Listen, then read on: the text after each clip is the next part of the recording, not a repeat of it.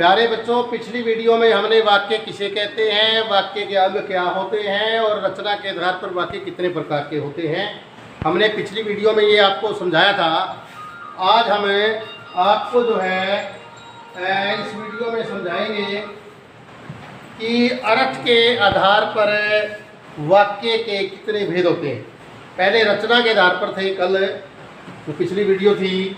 आज ये कह रहा है कि रचना अर्थ के आधार पर वाक्य के भेद कितने हैं। देखिए कितने भेद होते हैं? 8। नंबर 1, विधानवाचक वाक्य। बिल्कुल आसान होता है विधानवाचक, यानी कि जिस वाक्य से काम के होने की निश्चित सूचना मिलती है, यानी कि निश्चित सूचना मिलती है, तो उसे हमें विधानवाचक वाक्य कहते हैं। जहाँ निश्चित सूचना मिले किसी भी काम की होने की, तो उसको क्या कहते हैं? विधानवाचक वाक्य कहते हैं। जैसे कि मोहन स्कूल गया, हमें पक्का पता चल गया कि मोहन स्कूल गया। भारत ने मैच जीत लिया, पक्की सूचना है, निश्चित सूचना है।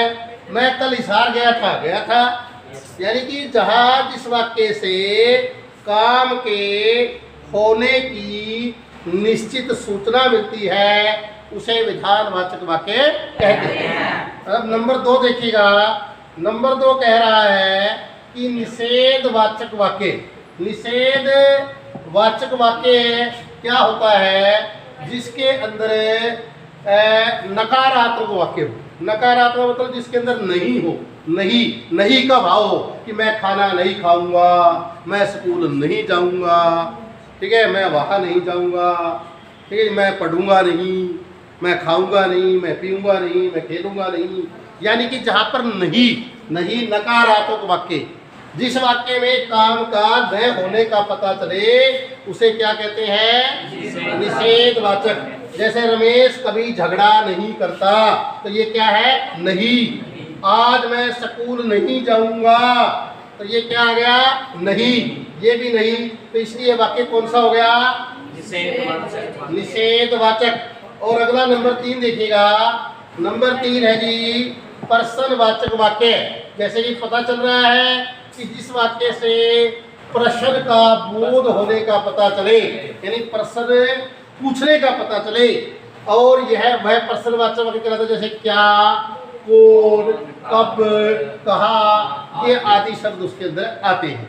देखिए, तुम कल कहाँ गए थे, ये देखिए कहा, ये प्रश्नवाचक चीज है।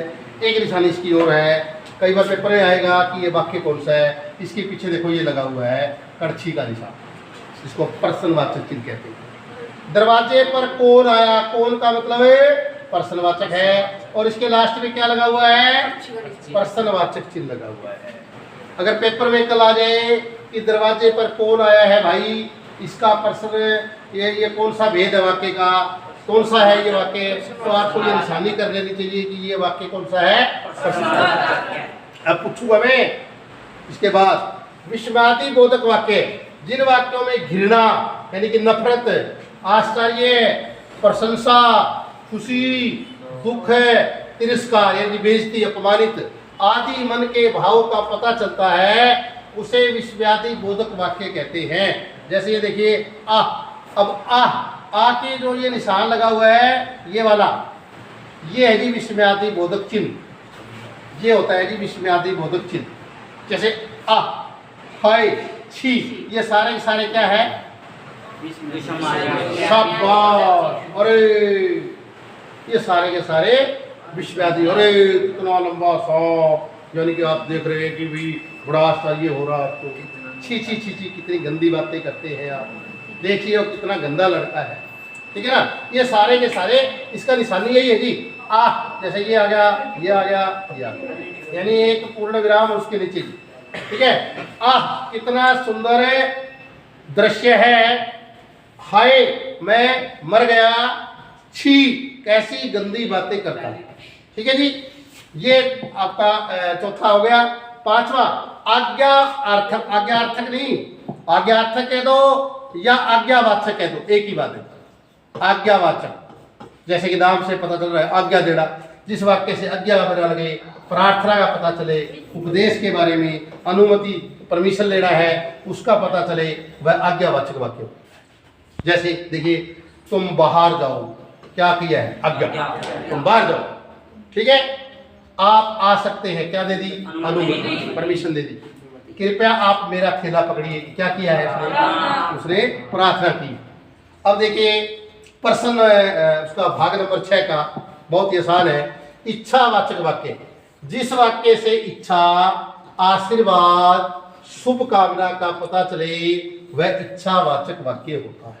यानी कि इच्छा का, आशीर्वाद और शुभ कामना। जैसे भगवान तुम्हारा भला करे, इच्छा व्यक्त की है। आज वर्षा होनी चाहिए, ये भी इच्छा है। आज तो लड्डू खाने का मन कर रहा है, तुम्हारी इच्छा है, समझ रहे हैं? तो ये इच्छावाचक वाक्य है। अगला है जी संदेहवाचक वाक्य, जिस वाक्य से काम में संदेह यानी कि शक हो, संभावना का पता चले, वह संदेहवाचक वाक्य होता है। जैसे शायद आज बारिश हो, शायद आज बारिश हो, मतलब यानी कि शायद है वो कि संभावना नहीं है कि बारिश होगी या फिर नहीं होगी।